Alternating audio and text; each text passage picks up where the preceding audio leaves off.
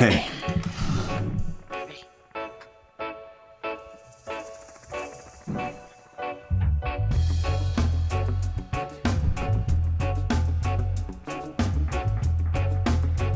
I am playing Dub Conscious in the background. The song is stereotypical. Adrian Zelsky, HGH Seed.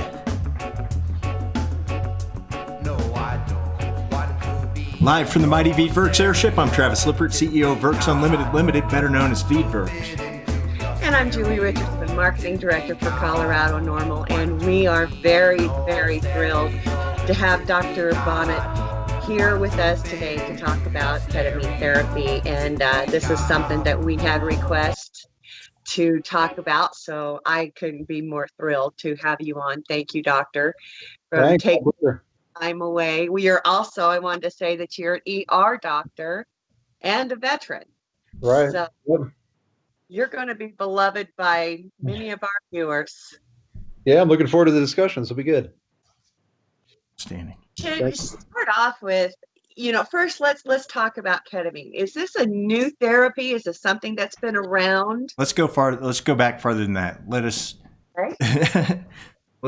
say that Dr. Bonnet runs ketamine therapy centers called Klarisana, and they're in Denver and Englewood, Austin, San Antonio, Carlsbad, and ketamine is of interest to us because it seems to help people with depression and some physical pain issues that aren't addressed by traditional like SSRIs and stuff like that. So how's that? Perfect. So before we just jump into what's ketamine. Sounds good. Yeah. Yeah. Right on. So thanks for that introduction. Ketamine has actually been around for a really long time. It was invented in the 60s. And the interesting thing with ketamine is it's not very often that a medication will be in clinical practice for a really long time, and then all of a sudden a brand new indication for that medication comes out. Right. That doesn't happen very often. Like, for instance, if you develop a blood pressure medicine, for the most part, it stays a blood pressure medicine for the duration of its clinical life. It's not every day that it just completely comes up with a radically different indication for its use. So that's what has been very interesting with ketamine. And then it of course falls into the larger context of leveraging a non-ordinary state of consciousness, which I know we'll get into here shortly. But nonetheless, ketamine was invented in the 60s. It initially they were looking for a dissociative anesthetic. They're looking for an anesthesia agent that could disconnect the brain from the body and allow painful procedures to be done. And they initially came up with bencyclidine, which is better known as angel dust or PCP on the street. And that medication was very useful, but it lasted way too long. So I mean, the duration of action was not clinically useful, right? So they went back to the drawing board and they ended up synthesizing ketamine, which is interesting. I know that your colleagues in Normal will kind of laugh at this, that we're fighting for legalization of marijuana, but ketamine essentially is a very close analog to PCP, and it's a Schedule III medication, which is the same as codeine cough syrup, and we can use that legally, while other substances are still Schedule I, but I guess we can go into that further later. But nonetheless, ketamine came out and then had a great deal of utility as a dissociative anesthetic. So for those of you who know how to drive a manual transmission car, it's similar to when you hit the clutch on a manual transmission. It just separates the engine from the drivetrain. It doesn't stop the engine. The engine's still running, but it's just no longer connected to the wheels. It stops the action. So that's how ketamine used to work, or still does work, as an anesthetic, and why it's incredibly useful, especially in like pediatric emergency medicine. You can kind of, it's a short-acting medication. If you want to do a painful procedure on somebody, you give them a shot of ketamine or give them through their IV. It does not sedate them, doesn't keep them from breathing, but just disconnects the brain from the body. So that's how we've used it for years and years and years. I've used it, of course, many times in emergency medicine. It's our go-to medicine for pediatrics. But then what came about in 2000, Yale did a study where they looked at doing ketamine, giving a series of ketamine infusions for treatment-resistant depression. So that was the first time that the people looked at using this dissociative agent for mental health conditions occurred. And then since that time, over the next 20 years, there've been quite a few papers coming out looking at using ketamine for depression, using it for PTSD, using it for anxiety, obsessive compulsive disorder, a variety of other, and chronic pain. That's related but somewhat separate topic. So that's kind of where we're at today, is that it got repurposed in as a mental health agent. And then, of course, that'll start a debate, which we can talk about here in a moment, about whether it's purely biochemical or whether the alterations in consciousness, the psychedelic aspect, is beneficial, or if that's just a side effect or not. Right, right. Well, I know in our community, we definitely believe that it would be beneficial. We have people that participate in psilocybin. And I've gone to other countries to do shamanistic, and it really depends on the person. Can you, since you brought up pediatric parents, the CDC, this today, I saw it on the news, I don't know if it was released today, that there was a 75% increase in adolescents' anxiety and depression, with 1 in 3 reporting suicidal thoughts. If there's so many parents that are sitting at home with kids in those teenage years where socialization is so important, who have a tendency to be depressive and what have you, is this something that the Pediatric Association would be willing to look at for children or adolescents at least? Right. I mean, I guess I hope they would. I mean, in my clinics, we take care of a number of adolescents. Our rules for screening are much more stringent. Actually, they need to be referred by a pediatric psychologist or a psychiatrist. So, whereas adults 18 and older can self-refer. I'm a bit of a libertarian, so I believe that an adult can make their own decision as far as their health care. But when it comes to children, anyone below age 18, we require a referral from a pediatric psychiatrist or psychologist. But we do treat a number of adolescents. I mean, and actually have very good success with them. It just so happens that the vast majority of them tend to be females, but they can do very, very well with this treatment.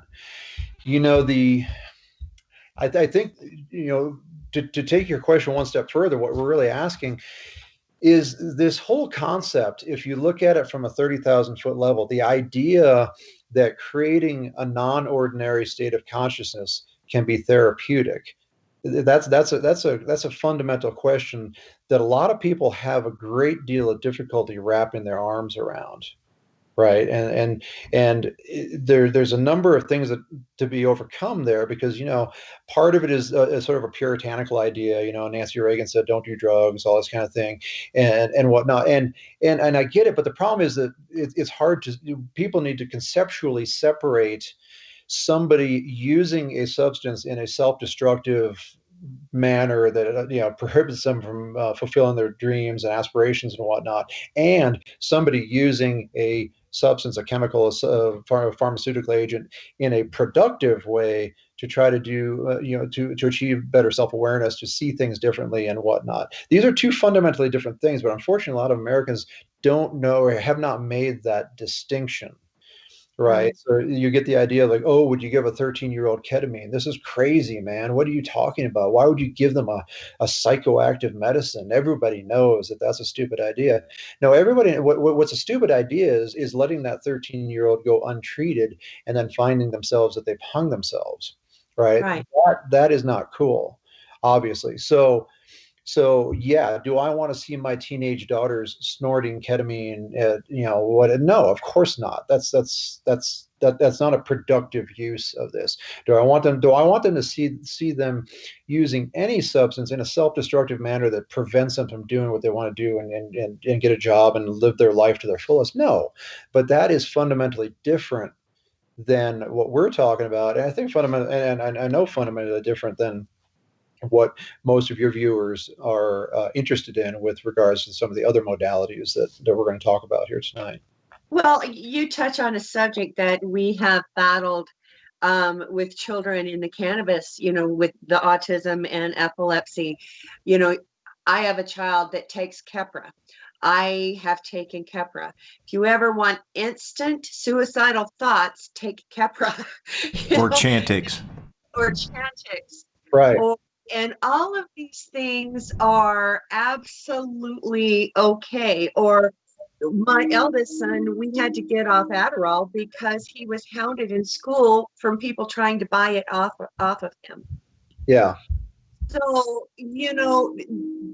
that's a biggie right there. If they want to throw that argument up, I can sit here and name all kinds of drugs that society says is perfectly okay for your adolescents to have, and even your toddler to have if they get diagnosed with ADD or something like that, but they're not even considering the horrific side effects of those particular drugs. Yeah, absolutely. But I think what the one thing that's happening is we're trying to personify an organic compound, right? In the sense that if I went up to a blackboard right now and drew the chemical structures for THC, ketamine, aspirin, and saccharin, Mm-hmm.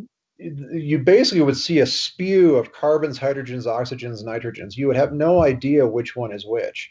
None of them are good or bad in and of themselves. They are simply a collection of carbon, hydrogen, oxygen. They are key that goes into a lock. It hits a receptor and does something, right? So unfortunately, we have a lot of baggage in this country where, if a pharmaceutical company makes it, puts a big marketing budget behind it, and has slick ads of people walking in the forest holding hands and whatever, that's okay. If it's Bathtubs. if it's something that hits the NMDA receptor or hits the cannabinoid receptor or whatnot, all of a sudden we start having images of whatever Rastafarians and all the other garbage that goes along with it. I'm not putting them down. I'm just saying the imagery that some people have assigned to that as a negative connotation. Right. And we need to very much get past that, because ultimately that 13-year-old needs somebody to hit that receptor to do what needs to be done. And I don't care what it is. I mean, Keppra or THC or ketamine, none of them are good or bad in and of themselves. We just need to look at what they accomplish, and are they doing what we want them to do. Right. What receptors does ketamine work on? Ketamine is a pretty dirty drug. I mean, it probably is going to be found to hit a lot of receptors. Some of the main ones. It's an NMDA antagonist, which is the big one, right? That's how it tends to work for a lot of its mechanism. It also probably hits the AMPA receptor. It's going to hit a number of others. It does actually hit the opiate receptor. To some degree. That's where some critics will say that we're basically just getting people high, and that's which is stupidity. But the main one is the NMDA receptor for the purpose of this discussion. NMDA. Okay. So what is ketamine? You administer it, I believe, kind of uniquely as an intramuscular injection. Is that correct? We do, yeah.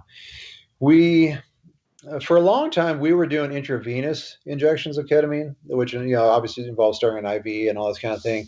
With COVID, we really reassessed our whole model of how we're doing it, and we switched over to doing intramuscular injections because a number of reasons. It's much more cost effective to do so. It's much easier for us to provide that service.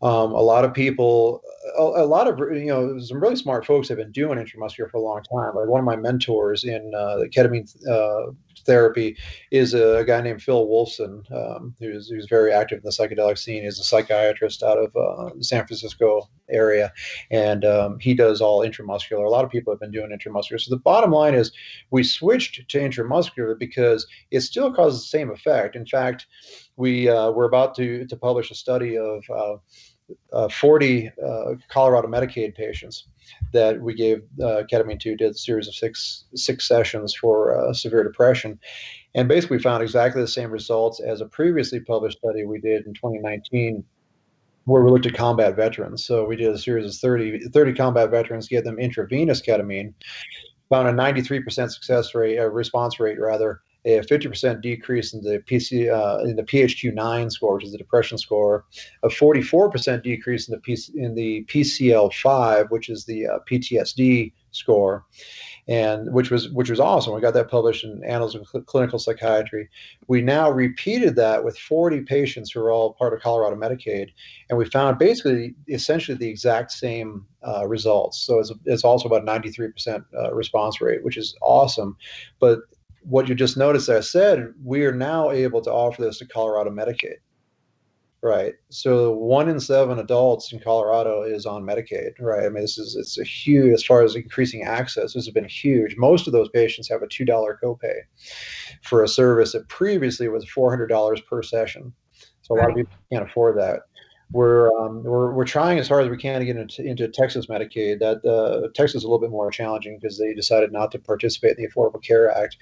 But we're going to keep doing what we can to do in our Texas clinics as well. What about your clinic in Arizona? New Mexico, actually. That's also, we're working on that as well. We're trying to get into New Mexico Medicaid. So I think that they're going to actually be a lot easier than Texas. So that's a work in progress, but we're getting there. Yeah. Well, that was one thing that in fact, I put that on the advertisement today, that, this isn't something that's out of your reach. There's so many wonderful different therapies that are out there that are not harmful to the brain and the body that people would like to try, but financially is out of their price range. They just can't do it. And this is something that can be worked in, to a budget. Do you also take the regular insurances like Blue Cross, Blue Shield, that sort of? Yeah, we're working on that. The thing is, it's interesting because I know sometimes people will criticize us on Facebook and be like, well, why aren't you in with this insurance, that insurance? You got to realize that all that stuff takes a long time, takes a lot of effort. So when you go to like a local hospital, you go to like Littleton Hospital here in the Denver area, they have a lot of money, a lot of people to put behind that to get themselves paneled and credentialed. So we're working on it as fast as we can. We are in with TRICARE in Colorado, so we can see TRICARE patients. We're almost in with TRICARE in Texas. There's a little bit of a snafu. We got to get my nurse practitioners set up with that, but that'll be coming shortly. We are part of Blue Cross Federal. We've applied to be part of Blue Cross, Anthem Blue Cross in Colorado, so we're just waiting to hear back from them. As soon as they allow us, then we'll do it. We've also applied to be part of Kaiser Permanente here in Colorado. We applied for United Healthcare. They won't pay the basic codes. We're not really asking for anything fancy, but they won't pay for it. So that's very frustrating. United Healthcare has been a challenge. But we're trying to get in with them. The problem is it's very hard to speak with anyone at a higher level to get stuff approved if you're not a big player. And unfortunately, we're not quite a big player yet when it comes to that. But. So you said TRICARE. So can active duty veterans do this? They can. I'm sorry, active duty military. Sorry. Yeah, active duty military. There's so for instance, if you're a Colorado active duty person, if you are TRICARE Prime, which is what most people are, it's kind of the HMO version of TRICARE, you just need to get a referral from your primary care doctor. Once they get that referral and they put in our NPI number, then we can see you and treat you. If you're TRICARE Reserve Select, or if you're TRICARE for life, then you don't need a referral, which is cool because then you can just come see us and we can see it. It gets pretty complicated with TRICARE, but that's where we're at with that. We're part of the VA network. That gets a little bit more challenging, because I'm a full-time ER doc at the Rocky Mountain VA. That's my day job. I actually don't get paid by my ketamine clinics. I've never taken a paycheck out of this operation. So my day job is being an ER doc. So we're technically part of the VA system. To do that, you would have to go to your primary care doc in the VA and ask them to do a referral, and it can be done through the Mission Act, but it's a tiny bit of a hassle. But it's a hassle on their side. We'll be more than happy to see a VA patient. They're the ones who have to approve it. Right. Are there VA docs who will do the referrals? Is there pushback on that? It's been very challenging. The VA has been very challenging. to get a referral. So far we've not gotten any in Colorado. A few years back, we were part of VA Choice in Texas with our Texas clinics, and we did about 175 infusions at the time for them. They only paid us for 3 of them, so that was a little bit frustrating. But it's a great system. I don't want to knock them. I work for them, but it's just a little more challenging to work with. But I'm optimistic that it'll come around. Right. So will you say again the just if you don't have insurance, you don't have TRICARE, you don't have anything, you just walk in, or you're referred, but it's out of pocket for you. What's the out of pocket, or how much does it cost per treatment again? If cash pay, the first session is $350, and then each session after that's $300. And you said that when you did your with the studies that you've done, people were doing 6 sessions. Yeah, you need what we call an induction series. So usually it's 6 sessions over the course of about 2 to 3 weeks. And the reason for that, I don't know if you want to get into that now, but that's the whole idea of whether it's the non-ordinary state of consciousness that does this, or whether it's the biochemistry of it, right? Yeah. And I guess I can touch on that because a lot of times people say, "Well, why do I need 6 sessions? Why can't I just do one? What's this all about?" And that, I think, shows either an understanding or misunderstanding, depending on your point of view, of how ketamine works. And honestly, when I say ketamine, this really involves the whole class of psychedelics. So you can substitute psilocybin, MDMA plus or minus. There's a few differences there, but psilocybin or microdose LSD are basically all interchangeable in this particular discussion. Because the question is it just a biochemical reaction in the sense of like when you get strep throat, if I prescribe you penicillin for 7 days, at that point it's just simply the penicillin has to kill the bacteria and you need 7 days of it.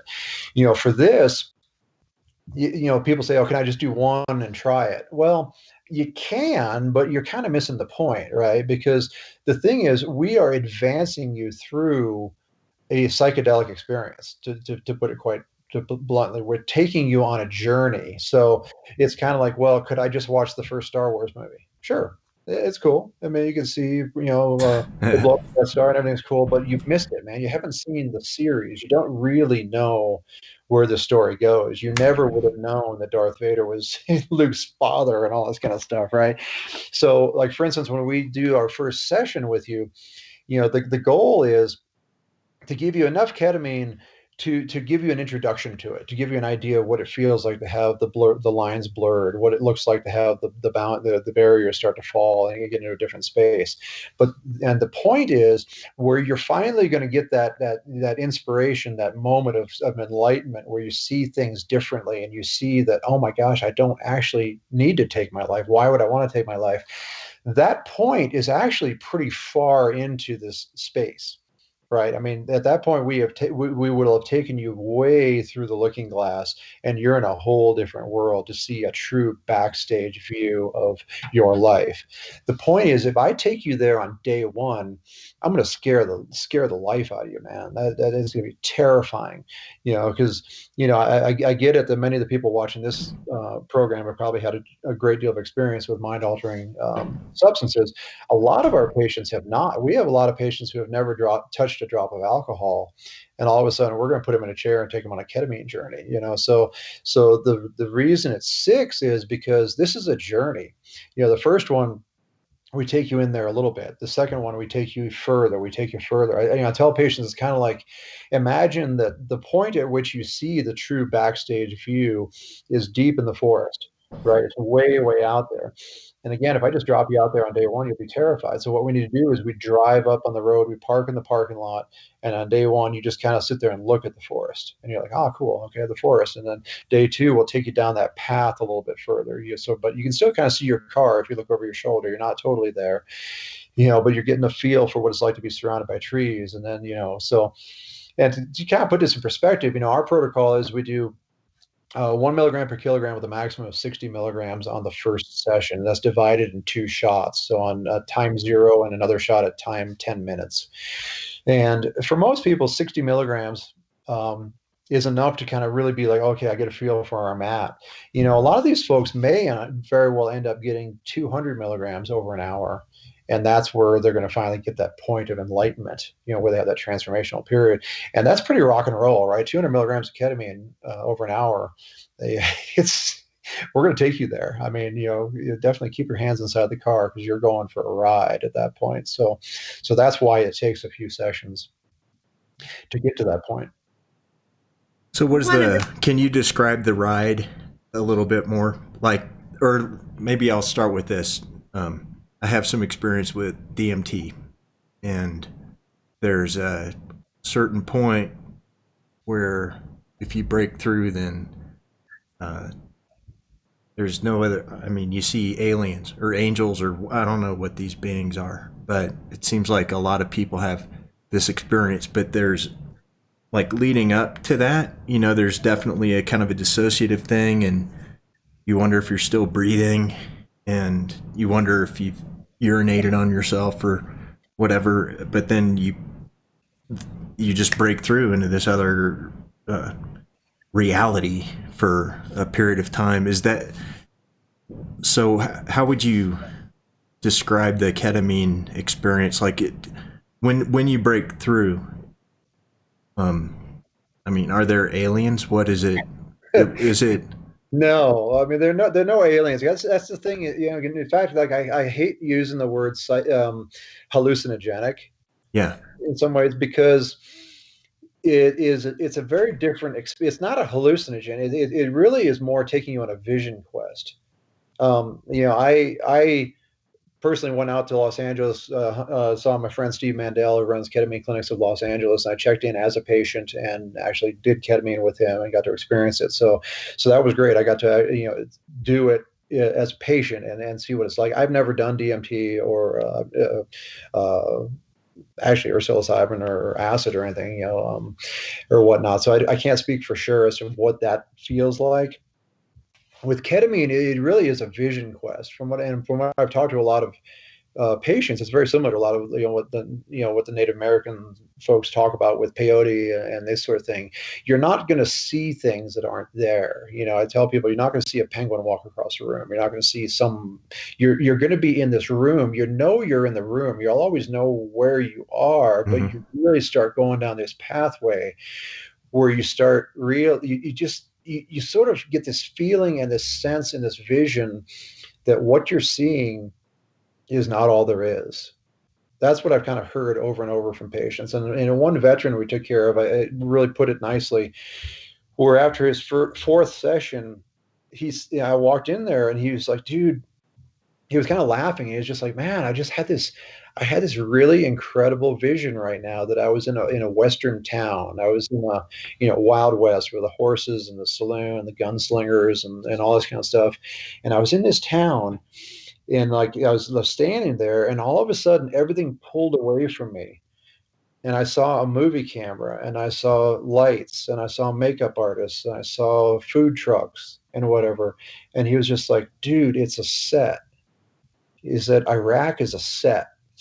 And I remember when he was coming, when he was more with it, and we were talking about this, he was just, he pulled out his wallet and he's like, up until this point, I always thought that Iraq and I were one and the same. Iraq was me, I was Iraq. And he's like, when he saw that set, he's just like, dude, I'm not there. It's there and I'm here. Same way that the moment you discover there's no Santa Claus, your whole paradigm changes. The same way, when you see even that old Western town, when you see something's a set, right? I mean, those old, once you hear that a lot of those Westerns were actually made in Italy, right? And that's why they're spaghetti Westerns. It changes your whole perspective of like, it's in Italy. What the hell are you, what is it? You can't go back.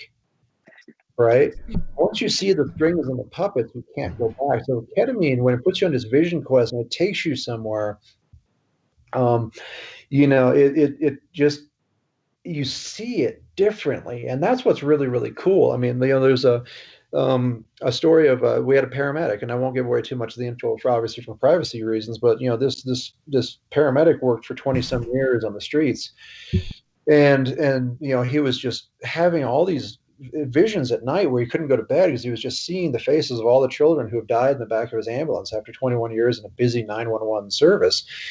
And he was getting to the point where he's incredibly suicidal. He was really turning to alcohol in a big way, and again, I won't tell you all the story just for privacy, but like he was at the point where he was really at the end of his rope. And when we started putting him through ketamine, it was of course kind of funny because he's a gung-ho EMS person, and as far away from like a hippie as you can be, right? I mean, it's clean cut, paramedic, all this kind of thing. And the first 3 sessions he was kind of, Carl, I don't know what you're up to here, man. This is I just don't get it. I'm not there. And then after his 4th one, when we really pushed him through, that's when he was just like, he was crying. And it's just like, okay, I see what you're talking about with this backstage pass thing.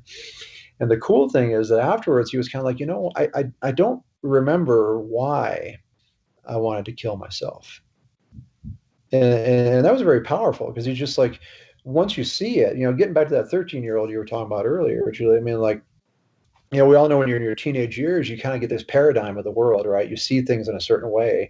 You think that the world is a certain way. And you get to the point, unfortunately, some people where the way out of that is to take your own life or to do something self-destructive or something along these lines. And it's just frustrating because we all feel this, right? If we all can say, oh my God, if I could just go back and talk to my 13-year-old self, or if I could fast forward this 13-year-old's life to when they're 47, the way they're going to see the world, they would just know that, oh my gosh, there's nothing to stress about, man. This whole thing is no big deal. And that's what is really cool about when we put you on a vision with ketamine, or I suspect, the other, DMT, psilocybin, microdose LSD, all these things are going to work very similar in the sense that they show you the strings and the puppets. Right. It's almost like dissolving the matrix. Right. Yeah, the movie The Matrix is incredible. I mean, it really, Yeah. It's really a lot of truth there for how these Yeah. work. I'm convinced we're a simulation. Oh, me too. Partially due to DMT. I'm pretty convinced of it. I'm a pretty devout practitioner of Kundalini yoga. And there's been times in meditation that I've been able to get into higher realms. And to me, as you explained this, it made me think of my journey there where I literally felt like it was rewiring my brain and how I handled things. And ketamine to me just sounds like Kundalini on steroids. Yeah. Yeah, that's why I tell the people, I'm an ER doc, right? I have a very short attention span. I like things to happen fast. And, when I start a campfire, there's usually a lot of starter fluid that gets sprayed on it before I throw a match in there. And it is true. I think one could achieve the same enlightenment through years and years of meditation and all this kind of stuff. And I kind of joke with patients. I mean, we're going to put you on that mountaintop in Tibet, like, today, which is interesting is this is not, Julie, you and I were talking about this earlier today prior to this meeting. Ketamine does not replace all of that, right? All of the work towards self-awareness and self-development and whatnot, the meditation, all that stuff is still there. Ketamine does not substitute for that. It does not replace it.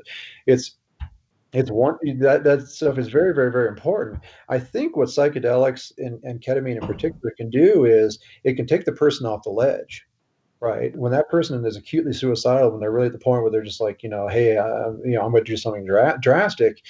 We're really good at like taking them to that mountaintop, showing them that there is a mountaintop, showing that there is something more to themselves, to this than what they see. Because, I've had that happen a lot. I mean, Raquel Bennett, who's a psychologist in San Francisco, who I'm good friends with and is very big in the whole cycle, in the whole field of ketamine. She talks about the idea of having the experience of the divine, right? And you can, this is not like a religious discussion. You can kind of take it any way you want, but like, depending on your background, a lot of patients report they have a understanding or a sighting or a feeling of that something more, whether you want to call that God, or you want to call that the energy of the universe, or whatever it is. There's something more than just me sitting here and I got my job, I got my school or whatever, and that's pretty rock and roll when we can bring people to that point.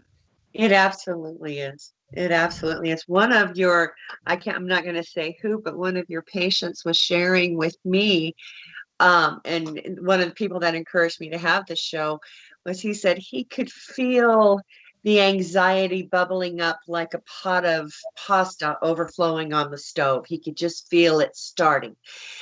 And he said, since he's been having these treatments, the memory or the experience PTSD will be there, but he doesn't have the boiling, overflowing reaction. It's there, and he can dismiss it and go on.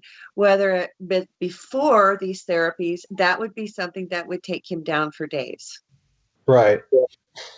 Yeah, And that separation is incredibly common, right? I had a patient who grew up in a cult religion where his parents would ritualistically sexually abuse him his entire childhood, like have people over with flowing robes and candles, and it's sickening to think about that. And as you can imagine, he was in a pretty bad headspace. right. Because of that. And he described that as well, where he's like, man, every time this is him speaking now, every time I would think about what happened to me, I couldn't deal with it. All I could do is go get a bottle of whiskey and drink the whole bottle. And after the ketamine, he also described that. I remember him saying that, it was kind of like being one of those firefighters at the airport that wear the silver suits, who can just walk through fire. He was able to think about and process with a therapist these events of his childhood. And he was just like, yeah, very matter of fact, like, yeah, that was going on, this was going on, and whatnot. So Kind of like, hypnotherapy, where, you're being guided through the event, but you're not being affected. You're not there. You can see it. You're not being hurt, but it's not traumatizing. yeah, exactly. It gives you that third person view, and that's the kind of the cool thing, my staff and my patients make fun of me for using analogies all the time, but you kind of have to, right? There's no, if you could describe what ketamine does, if you could describe what LSD does, if you could describe what psilocybin does, then by definition, talk therapy would have already worked. You know what I mean? If it's just a matter of saying, hey, believe in yourself, whatever, all the little platitudes, give yourself a pat on the back, all that stuff would have already worked if you could describe it. So by definition, all of this has to be discussed in through the use of analogies and just sort of showing it without, I don't know how you describe it. It can't really be put in words. So the soldier or the veteran who was imagining the movie in Iraq, or better yet, the Old West town. Right. Was that with their eyes closed, or were they seeing that with their eyes open? Open. That particular person was eyes open. Some people do eyes closed, open. You'll. Yeah, because you're not there. I guess not a hallucination. It's not that we're taking you somewhere, like that you're in a different place. So your eyes can be open. That's fine. We have big screen TVs that show nature videos, just to give people something to focus on. And because I'm also just a big believer in the power of nature and just the energy that's out there. So there's a lot that kind of goes into that. But, they'll be sitting there watching a video of like a walk through the redwood forest, and they still have this vision. That's why it's not a hallucination. You're not seeing something that's not there. You're taken to this place. Like, I had one patient who sort of saw this car in front of the engine running, and the alternator came up out of it and floated in front of him, and he knew it was not real. He knew this was vision under ketamine, but he was able to fix this alternator while it was running, and it floated back over and landed in the engine. And for some reason that meant something to him, but you can't describe it, because he was not a mechanic. There's nothing about that. It's just, for whatever reason, that was the imagery that somehow meant something to him. How about auditory effects? Are there auditory effects with it? Things sound weird. Things look weird, sound weird, feel weird, all this kind of stuff. But again, that's kind of not the point. And that's what was very different for me, because honestly, when I opened the first clinic in 2015, I thought, okay, we give ketamine, it hits some receptors, it makes people feel better. Cool. And it was actually Phil Wolfson who I met at a conference in San Francisco. And at the time, I had just finished 20 years in the military. I did 4 deployments. I was this gung ho military dude who honestly was about as far away from being a hippie as you could possibly imagine, dude. I mean, I was like, the psychedelics were not in my wheelhouse, right? So I met Phil, and he said, and and I love Phil. He's a great dude. He was, yeah. I hope he sees this, but I thought he was crazy, right? I mean, because he said, Carl, the psychedelic part of this is what makes it work. Mm-hmm. I was like, dude, you're what the hell did I just fall into? All this like San Francisco stuff here. You guys are crazy, man. But the bottom line is I went back and tried it. I started increasing my doses. I started really pumping this up, and I hearing what people saying.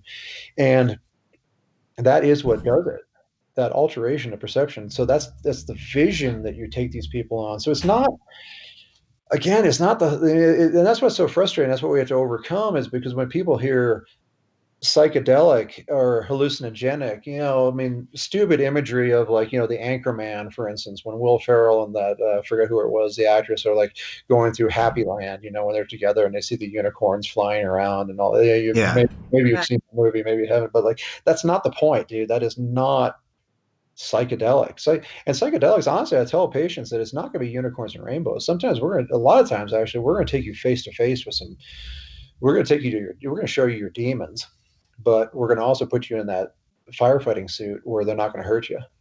Right. So do people see seemingly conscious entities of any sort? I'm trying to get back to kind of this DMT thing. You said that maybe that it sounds like it's a profound type of experience when you get to the other side, and that there's a sensation of a higher being or a higher energy. Does anybody report any sort of consciousness from this energy? No one, I mean, it's not like people say that they saw God. I see a lot of people who have a religious background will feel the presence of their higher power. So that's not uncommon at all. So that's where, again, like, I want to sort of emphasize that, sometimes critics might be like, oh, this is all hokey. You're trying to, like, play God or do all this kind of thing. We're not, actually. It's not. There's nothing occult about it or anything like that. And whatnot. So, there's a lot of visions where people see people. Whoever that person might be. Like, for instance, when I went out and did one of my sessions with Steve Mandel in Los Angeles, I had this vision where I'm a big fan of U2. I love the band U2, and music for me is a huge, huge part of what inspires me and how I see the world and whatnot. So I had this vision where I was standing on the stage with Bono, who, the lead singer for U2, and that everything froze. All the people went in suspended animation. There was nothing but just him and I standing on the stage talking to each other in a very just friendly, intimate way. And all of the other stuff went away. The music stopped, the rest of the band froze, and all this kind of stuff. So I knew it wasn't real. I knew I wasn't really, in whatever, in some stadium with him. But, but for some reason, this was very, very powerful. And I think part of that might have been like, I made a playlist where I had a bunch of songs, and then towards the end was I had put "Stuck in the Moment," which is the song that Bonnet wrote for the lead singer of NXS, who took his own life. So I put that there on purpose, so it would help me focus on what I'm doing and why I'm doing it and whatnot. So I think perhaps that guided me down that vision. Sounds a lot like a near-death experience. I had a near-death experience in my mid-20s after the birth of my daughter. And it was such a peaceful, loving, beautiful place. And there were people there that I knew on that side. I don't know them, but I knew them there. And what I keep hearing from people who have done this, and I'm like, it just feels like my near-death experience, which was a beautiful experience. It didn't traumatize me at all. Exactly. Well, what it is it's an ego death experience. Mm-hmm. A lot of these agents, what they're doing is they're disrupting the ego, right? And I hear a lot of times patients will, if they're having a kind of a rough time, some of them will say, "Oh, I feel like I'm dying." And I tell them, like, well, what's dying is your ego. And we can kind of get all Freudian on this, but for a very simple description, if you say that the ego is the part of your mind that lies to you, right? The ego is a part of your mind that says, I'm not smart enough, I'm not sexy enough, I'm not rich enough, I don't have enough money, people don't like me, my uncle raped me when I was a child, so no one loves me, blah, blah. That's all bullshit, right? That's all the ego, the lying part of your mind. And yeah, ketamine will kill that. I assume LSD and psilocybin will as well. Again, I not personally used either of those, but we're going to take that ego and we're going to disrupt it. We're going to tear that apart, and we're going to allow you to see something different. You're going to see the essential you. Right. And that's not always pleasant. I mean, it's not that it's unpleasant, but it can be pretty damn intense, right? When we, because that part of you does not want to give up. Right. Well, one of the questions that I had that really concerned me is, there's been some bad press about ketamine being used in police situations, or one of the things I did in Louisiana, there was a special group that went out when it was a PTSD situation for a soldier, and a lot of times we prevented that soldier from going to jail. Given ketamine in crisis situations, like a PTSD or a mental health issue or something like that, by an untrained person versus coming into your clinic and using it as a therapy, what is the differences in the brain? And is one harmful versus the other one being, of course, it's beneficial? Well, yeah. I mean, those scenarios are fundamentally different, right? Unfortunately, we had the situation with Elijah McCain here, the Aurora Police Department, and whatnot, and I know a lot of people get on our Facebook page and say you guys are a bunch of killers and whatever. I'm just like, this is this is fundamentally different, right? It's like the Elijah McCain did not wake up that morning and say, I want to be a participant with ketamine, right? This is a chemical restraint being used by law enforcement and EMS to try to calm somebody down. I'm not going to get into whether that was right or wrong, but it's fundamentally different than what we're doing when someone is saying, hey, I've got a problem, I've got depression, I got whatever, and I want to do an experience of self-exploration and start and help use ketamine or whatever substance as a tool to facilitate. That's like saying that the CIA uses waterboarding, right? And I don't like waterboarding, and that these enhanced interrogation tactics are immoral and whatever. So you know what? Let's pass a law that we're going to outlaw water, right? Yeah. Let's close all the swimming pools. Let's make the oceans off limit. That's stupidity. Again, don't personify an organic compound. Yeah. Ketamine is a collection of carbon, hydrogen, nitrogen, oxygen, all this kind of, it itself is neither good nor bad, right? A chainsaw is neither good nor bad. If you use a chainsaw to kill somebody, it's bad. If a tree falls in your backyard and you need to have the tree people come and cut it up and get it out of there and whatever, it's good. It's a tool. So this is so frustrating to me when people say, oh, the police are using ketamine and this is bad, whatever. You may have just convinced somebody who's on the verge of killing themselves to not explore the use of ketamine or other psychedelics, right? You may have just convinced them to say, okay, screw it, I'm gonna just go in the backyard and shoot myself. Right. It's like, good job, jackass. When some of these people get on there and start saying like, oh, the police are using this and you guys are killing. What are you talking about, man? I mean, same way propofol, right, is one of the safest anesthetic agents we have. It's very short acting, it wears off very quickly. It's a great anesthetic agent. When you get the bright idea to use it in your bedroom, while your quote unquote doctor who has no training in the use of propofol is off in another room partying with whoever. Yeah, but that's a stupid idea and that doesn't work. But again, we have to have a grown-up discussion about this to realize that we're trying to use something in a therapeutic fashion to leverage a non-ordinary state of consciousness. That has absolutely nothing to do with the use of an agent by law enforcement. I mean, they use ketamine on National Geographic too. They shoot a dart from a helicopter or take out a bobcat or whatever, but that's not what we're doing. Yeah. Yet. Right. Yeah. See what 2021 brings. Yeah, I guess See what so. kind of new crowd control measures. I know. Like when I was talking about making the THC tear gas. So just calm everybody down. Uh, Yeah, I mean, again, it's all about the intent, right? I mean, like when the Russians released fentanyl into a movie theater and killed a whole bunch of people, right? I mean, that's stupidity. That's what? you. Yeah, that's back in, I forget what year that was, where they released fentanyl and I don't know, Why? they're trying to get some terrorists, or I don't know what the hell they were trying to do, but nonetheless, they're, you said, hey, if we use ketamine for a PTSD situation, like, again, that's not what the police were doing. It's not like they responded to a veteran out of control and said, "Oh, we're going to use ketamine in the field," right? This was very, very different. They're using chemical restraint. They're trying to use the ketamine to subdue this individual. Right. And, uh, And we see that is so dangerous because ketamine does have uh, the ability to raise the heart rate and blood pressure, correct? And if you're in a crisis situation, you've already got those juices flowing and all of that. That poor kid could have had a stroke.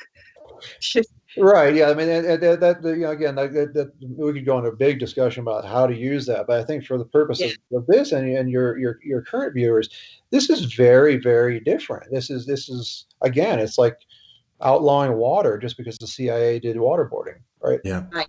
Right. It's And I got just want to clarify that because I knew that was going to come up, and so it's not even apples and oranges. It's apples and squash. yeah, it's a completely different discussion. So, Yeah, it really is. It really is. What got you so passionate about this? the veteran suicide rate is what pissed me off.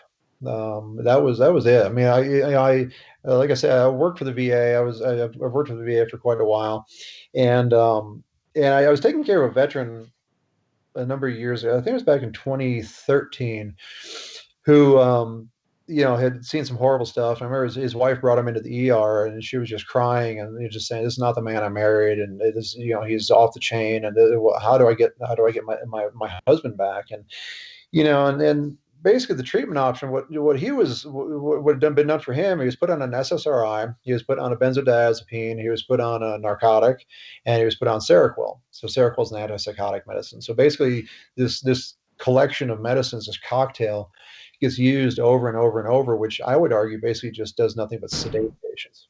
Right, it Right. just turns them into zombies, and I was just so pissed off. I mean, I just kept seeing this over and over, and it was very, very frustrating. And I started like thinking about trauma, and because I like I said, I did 20 years in the military, and unfortunately, I've known a couple people in the Colorado National Guard who took their own lives, and this is kind of personal for me. And I'm not a psychiatrist. I'm not trying to portray myself as necessarily an expert in mental health, but it seemed to me that most people who have a psychological trauma really have two questions that they're trying to answer. One is, why did this happen to me? And number two is, how do I move forward? Right. So you take a soldier who lost their best friend. I took care of a guy who he and his best friend from high school grew up. They joined the Marines, and my patient watched his friend take an RPG through his chest, and my patient got knocked over by this other by his buddy's body parts.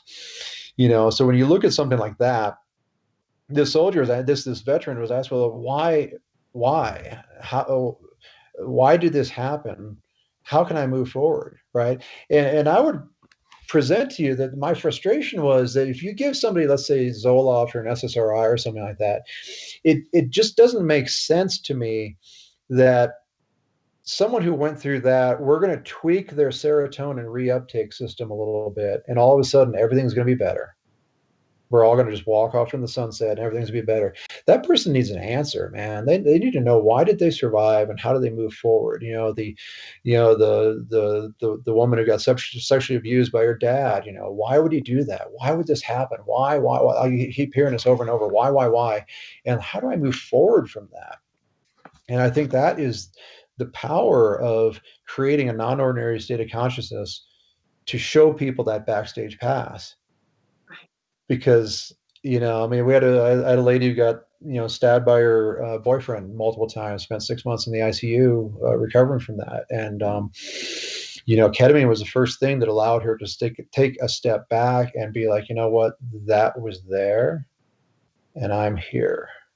Right. And once you have that chasm that gets created, suicide can, for many people, then is no longer even on the table, which is really cool. So that was my passion. That's what started with me. Is the veteran suicide rate pissed me off. And it's much right now with COVID, so much higher. And I shared this with you earlier that, we started this series because it didn't matter who I talked to in what field, and everybody just had such a heaviness of spirit, or of anxiety and depression and overeating and drinking. And I just felt like if I didn't do this, somebody I loved was going to give up. And Oh, I just couldn't do that. And now that we've started it, this anxiety of mine has started to ease, because I feel like having you on and knowing Medicaid pays for it and it's right here, I'm not only giving information, but a usable resource that tomorrow somebody can pick up the phone and call you and make that appointment. well, thank you. Yeah. I'm going to share this in.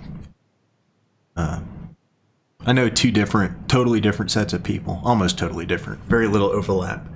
Cannabis and Air Force. And Yeah. I'm going to share this in Air Force groups. Have you ever had anybody draw after the experience and try and get down on paper anything that they saw?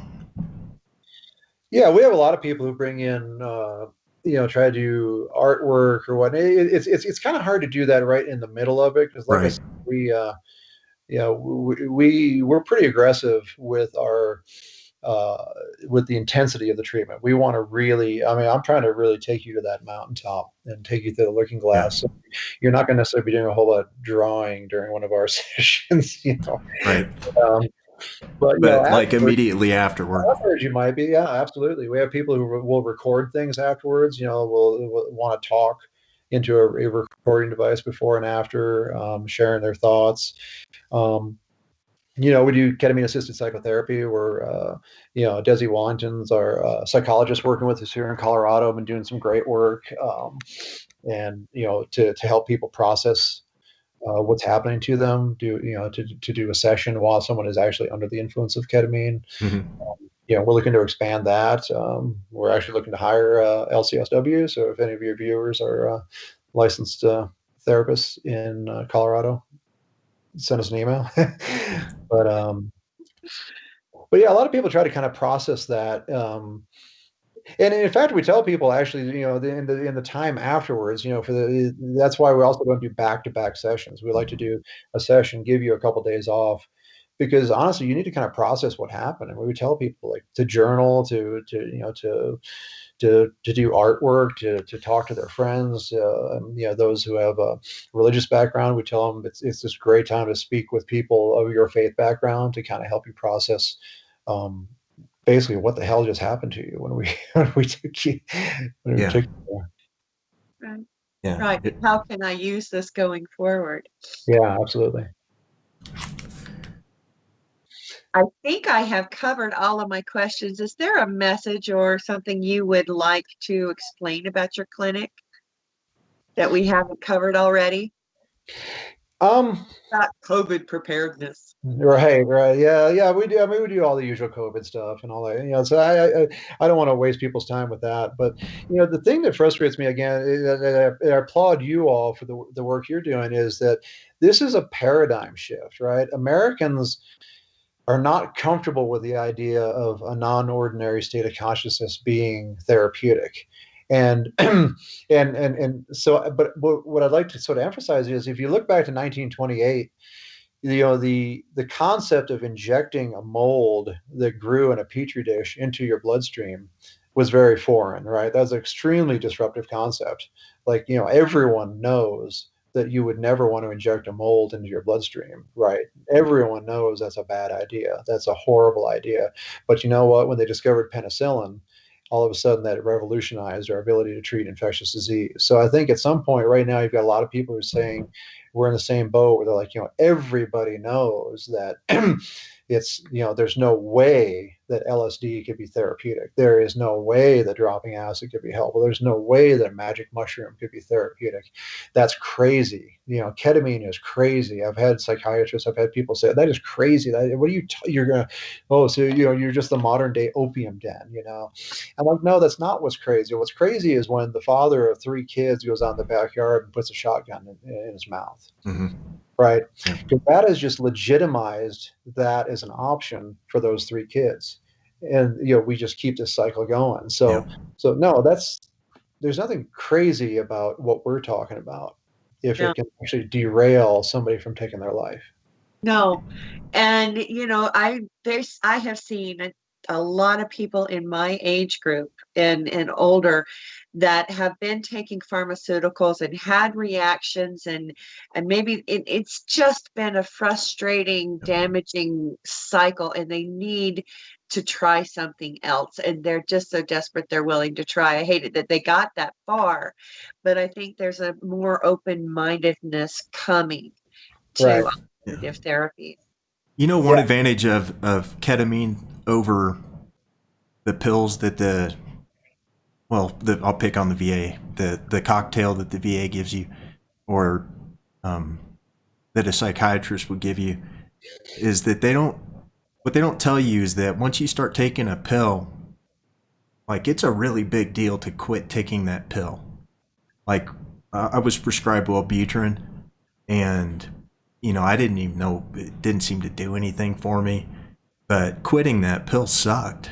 And I really liked the idea of, going to, a few, multiple but not infinite discrete sessions where you enter a different headspace and, do your processing in that space, and then come back, and then there's no infinite pill supply that you got to keep putting through your body and processing. And every drug that I've been on, that I was on for a long time, when I quit it,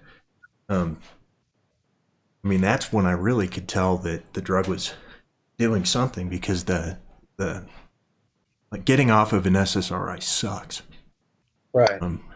It's I think it's important to understand that a lot of these medications are actually very, very powerful psychoactive substances, right? It's just that it's become normalized that if you take it as a pill, and if you see an advertisement in magazines or on TV of happy people walking down the path or on the beach or whatever, that somehow, it's just my fill in the blank. I'm not going to pick on any particular drug, but that they're powerful drugs, man. They get some serious side effects. SSRIs as a class have enormous sexual side effects, right? So when you're trying to treat male population, that can really increase a lot of guys' anxiety, a lot of their depression. And if, like, okay, great, I'm feeling better, but I can't, participate in Friday nights are not fun anymore.